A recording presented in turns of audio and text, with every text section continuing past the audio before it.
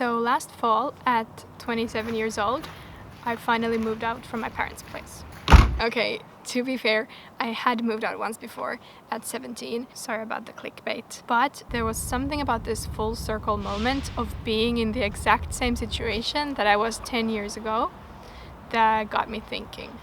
What have I done in this past 10 years that will actually have an impact on my future? And what can I do so that I don't end up in the same situation 10 years later, moving out again or staying at my parents' place at 37?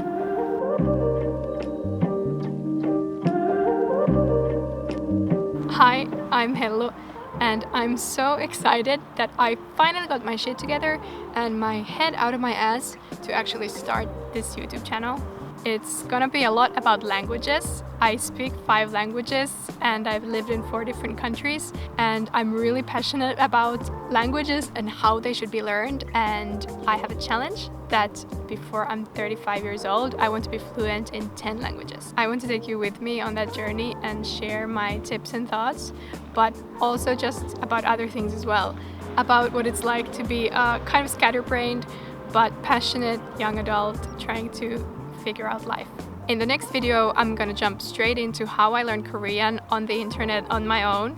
But in this one, I kind of just want to talk about what it's like being in your late 20s, a little bit lost maybe, not having everything figured out, and maybe give you some hope if you're like me. I'm 28 right now, and I've switched careers and jobs and majors, and I've lived all over the place. While there are lots of people my age who have stable jobs and apartments that they own and are married or have families. So getting closer to 30, I've started to feel like, damn, wouldn't it be nice to have everything already figured out and kind of fixed and know what the future will hold? So this is not one of those like, you can turn your life around because I did it and now I'm rich and successful kind of videos. This is just me who is a little bit lost, but who kind of has hope that I'm gonna figure things out little by little. So when it comes to figuring out your path in life, I think there's 3 different kinds of people. Some people know exactly what they want in life, probably ever since they were kids, and they maybe kind of have to figure out the road to get there, but they always have had that like clear goal in sight. For example, my brother, he's always known that he wants to make music, and he's figured it out, and there's never been anything else that has like come above it or been more important than it. The second kind of people are people who kind of look at the different paths that are already laid out for you and just pick one and like go with that one. This is probably the one that parents like the best. You go to med school, maybe you meet someone there, then you graduate, then you start working as a doctor or something, then you kind of get married, buy a house. And for some inexplicable reason, these people actually kind of have the peace of mind to stick to this one path. And to me, that's kind of crazy, but also good for them. And then there's me. I'm the third category, where you kind of don't have a path and you also don't have a clear goal that you're aiming towards. That sounds a bit sad, but actually I think you can still live a really fulfilling life, even if you're like that. I have 100 different interests and plans that change a little bit too often maybe, and it's kind of like you find yourself and lose yourself and find yourself again, and it can be kind of frustrating. But I have 4 points that make me feel a little bit better about all this, and hopefully it'll make you feel better too if you're like me.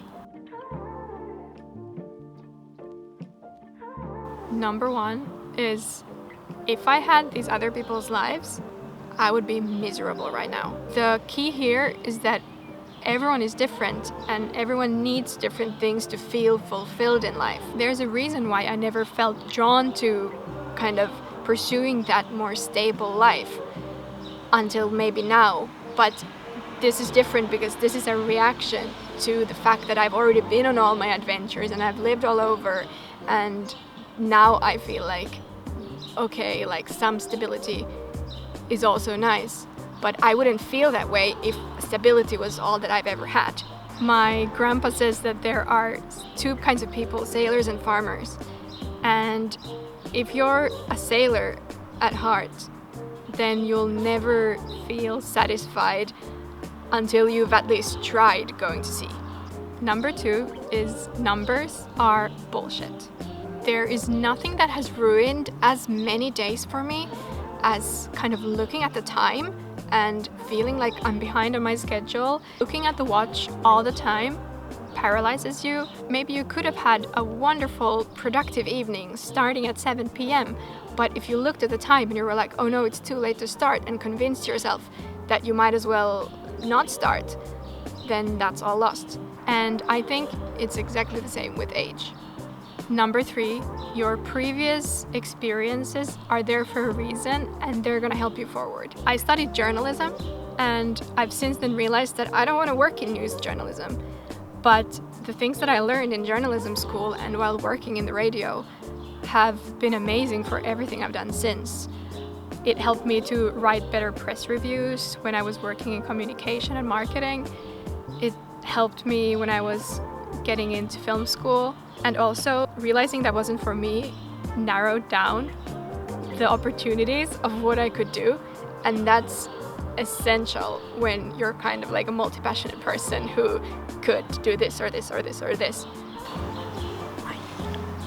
Sablar. Fuck.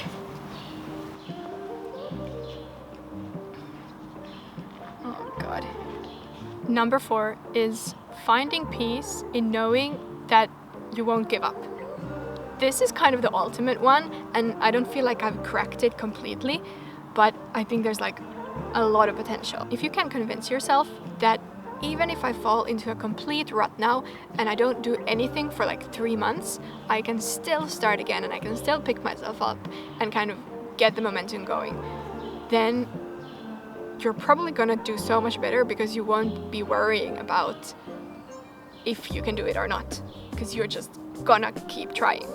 Or if you realize you've been going in the wrong direction, you can just trust yourself that you're gonna change course and keep going. So having faith, not in the fact that you're gonna do amazing all the time, but in the fact that you're gonna keep trying, is like a superpower, I think. Okay, how crazy is it that you're actually watching this first video? And also, thank you and sorry, because I'm 100% sure that in like a year I'm gonna cringe at this so hard. So I'm gonna be talking about languages, specifically Korean in the beginning, but also a lot of other things. Productivity, perfectionism, intuition, managing ADHD symptoms, whether you have a diagnosis or not, and how my last relationship healed me, and a lot of other stuff. I think a lot and I feel like I need an outlet for my thoughts, and I hope they will have some value for anyone watching. So leave a comment if any of the topics interest you especially, and like, subscribe, I guess, and I'll see you in the next one. Bye bye. Did it.